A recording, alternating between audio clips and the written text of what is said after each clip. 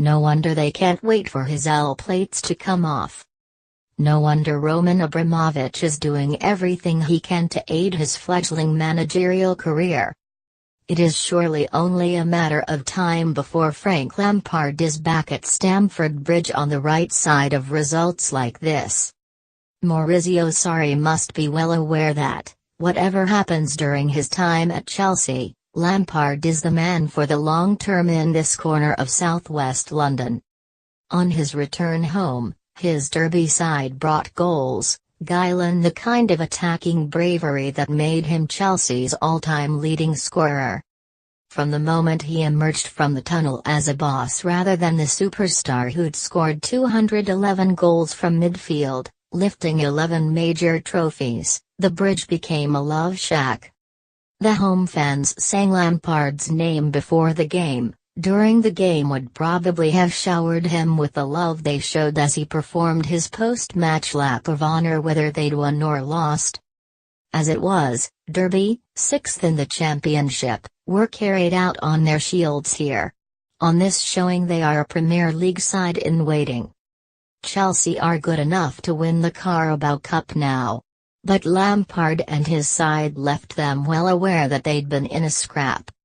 In the stands were his proud dad, Frank Sr., Uncle Harry Redknapp, Gareth Southgate, and Claudio Ranieri, the man who signed Lampard for the Blues from West Ham in 2001.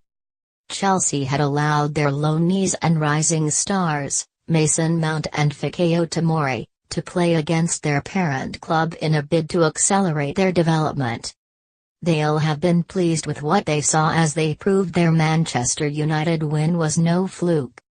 What a shame that they helped Sarri's men that helping hand with 2 own goals.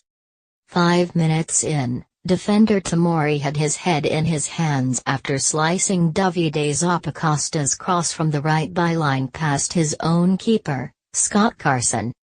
Lampard responded with his arms outstretched, palms down, urging his men to calm down. They did, and were rewarded in the 10th minute. Tom Huddlestone robbed Cesc Fabregas in midfield, Gary Cahill slipped trying to reach his through ball and Jack Marriott finished calmly for his 4th goal in his last 5 games. Derby should have nosed ahead 7 minutes later. Marriott sent Martin Waghorn clear, only for the striker to lose his composure. His effort was scuffed straight at home keeper Willy Caballero. Lampard's men would regret it. Another Zappacosta cross from the right forced another own goal, the ball this time going in off skipper Richard Keogh. Still Derby kept their nerve. Still they refused to throw in the towel. 10 minutes later Waghorn finally did score. Mount broke in behind from a throw, sent a low ball into the box and the frontman tucked it away. The decisive goal came 4 minutes before halftime, Fabregas taking advantage of poor goalkeeping from Scott Carson to score. Cahill nearly grabbed a 4th, his free header saved by Carson on 59 minutes. Still Derby wouldn't give up.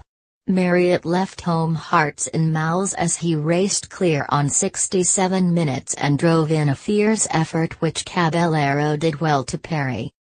Substitute David Nugent came even closer, beating Caballero with his angled 88th minute drive, only to hit the post. Lampard had his head in his hands. His team would leave as heroes. He is already a legend here.